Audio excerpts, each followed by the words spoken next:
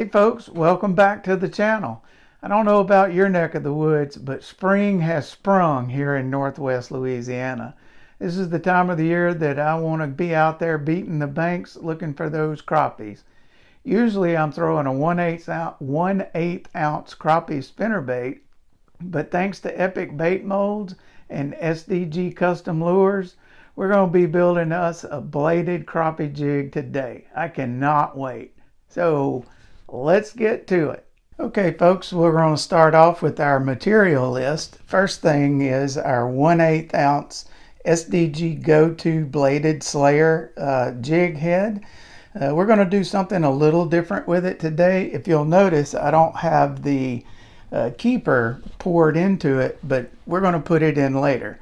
And so we'll go ahead and talk about that right now. And this is the keeper that we'll be using, but we're going to cut this bend off of it and we'll get back to that later. And for our skirt material, it is the silicone skirt layers, metallic foil, the chartreuse and blue foil. You've seen us use this before, and that's because it works. I love this. It comes from Barlow's. And then here it is. That blue gives a lot of shine. This thing works great. Once we get all of that done, we're going to put some 4mm eyes on it. Got these from Barlow's also. It's the holographic purple. And then we'll finish it off with our blade to make this the bladed jig. This is the extra small. It is a 20mm, and it's important to know to make sure if you're building this one, you get the bent blade. Adam's got a video of one without a bent blade. It just helicopters around, so make sure you've got the bent blade. And then for our thread, it's just a 210 flat wax denier, and we're going with black today. And I believe that's about it, so let's get to tying. All right, folks, we're ready to get this party started. So we're going to start off by just getting us a thread base going. Start it right behind the head, but we're not going to go very far this time on this build, and you'll all see why later. So we're going to come back. Just going to build it up a little bit, give it that silicone a little something to hang on to. We'll call that good. Cut him off right there.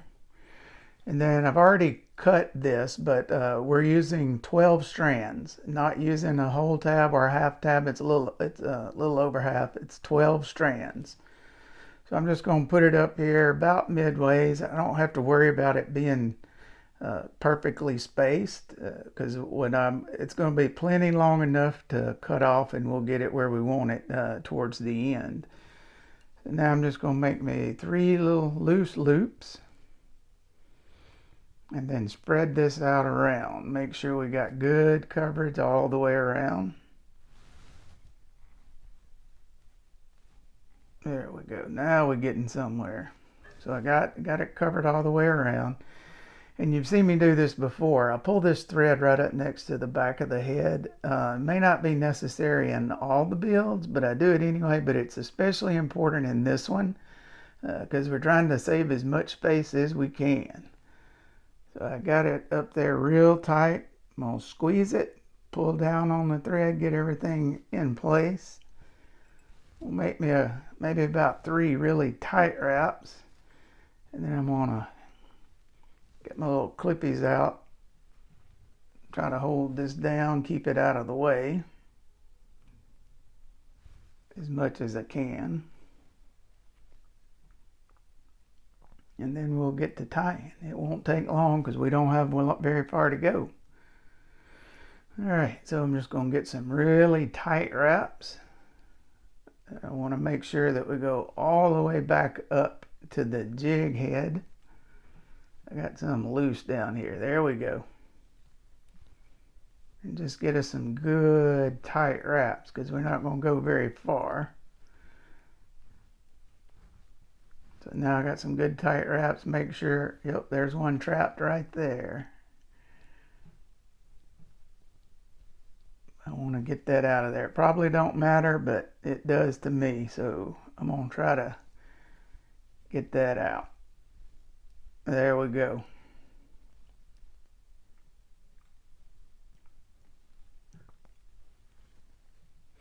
So now all we got to do is finish it up with some loop finishes. You can use a whip finishing tool if you want, but this is just easier to me. So we'll pull that down.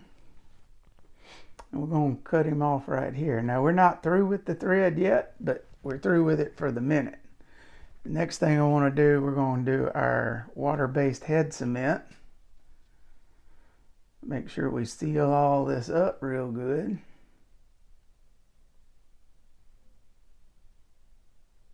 And that stuff works really good. Doesn't matter if you get it on the silicone, it doesn't make it stiff or brittle or anything like that. Now, the next thing I'm going to do, here's where things are a little different than we normally do stuff. But I'm going to cut this off all the way at the end. We'll cut it off again later. But right now, I want to pull all of this up to the top. See if we can get him all captured here. Now I'm going to come back with our thread again. I'm going to make another base. And you probably could spread it out and just keep going without cutting it, but I don't know. This is just how I do it. So we're going to let this part of the thread base come on down a bit.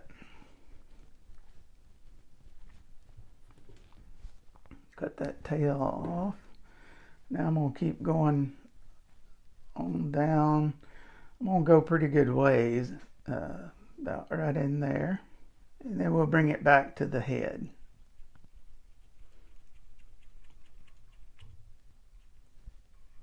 And now we're just going to put a little dab of super glue, and I mean a very little bit. I'm going to try to just put one little spot on it here.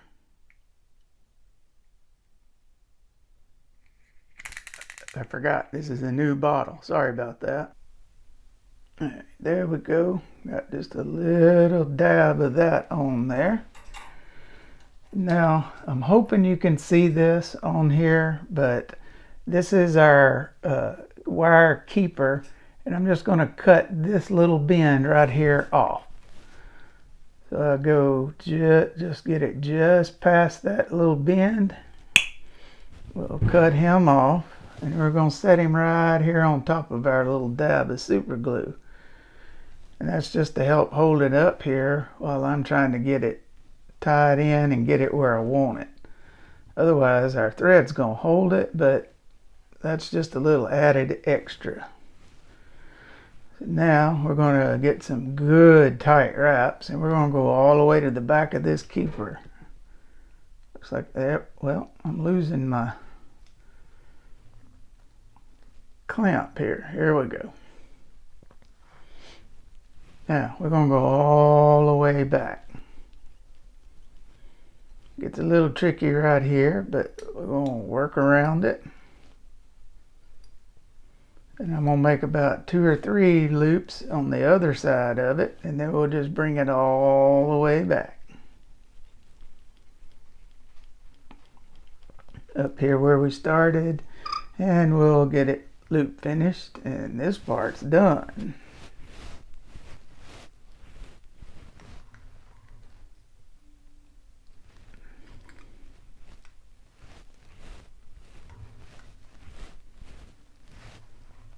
There we go. That part is done. Now all we need to do is cut off our skirt.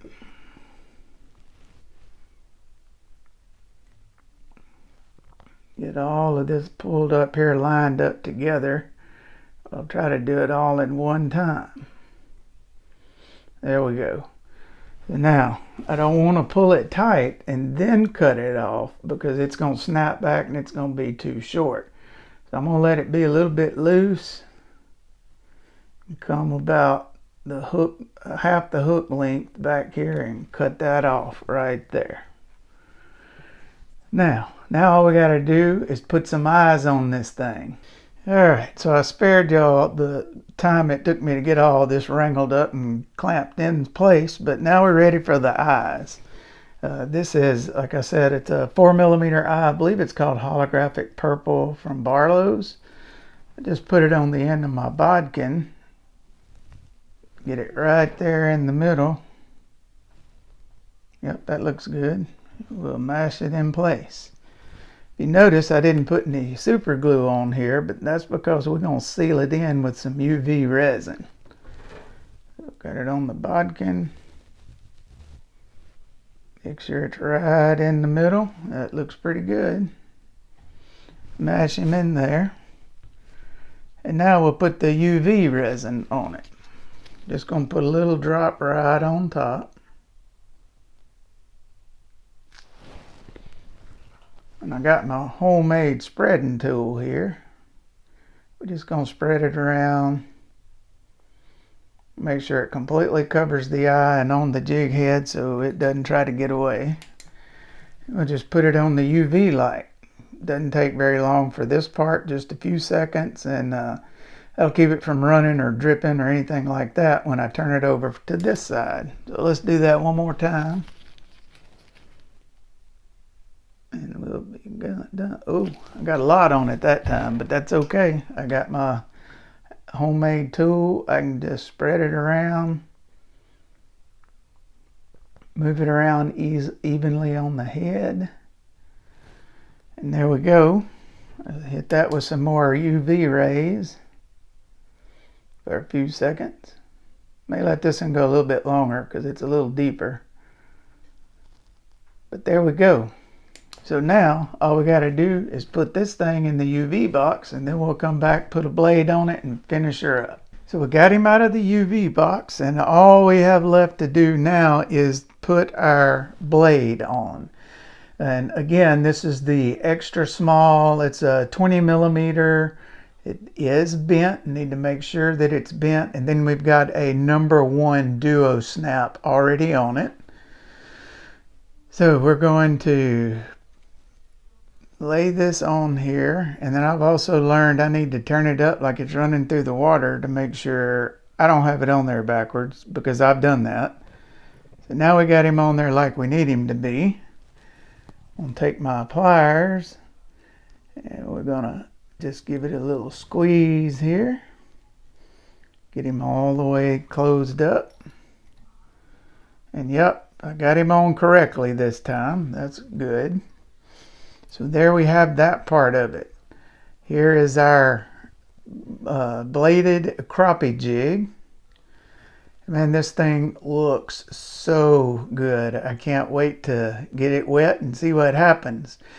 I'm going to add one little more nugget to it, and then we'll have this wrapped up. I'm going to trail it with this. This is a 2-inch crappie slayer. Shot it on the Epic Bait mold, and I call this the Crappie Gras. So we'll get it put on, and we'll have you some good pictures of our final product. Okay folks, this brings us to the end of another one. We got us another completed build, and this one might be one of my favorites. I absolutely love the looks of this jig and cannot wait to get it out there and wait for it to get chewed on. We surely appreciate you watching this. We hope you enjoyed it as much as we did making it. If you did and you hadn't already, please subscribe, hit that like button, and give us some comments. Let us know what you think. But most importantly, y'all get to fishing.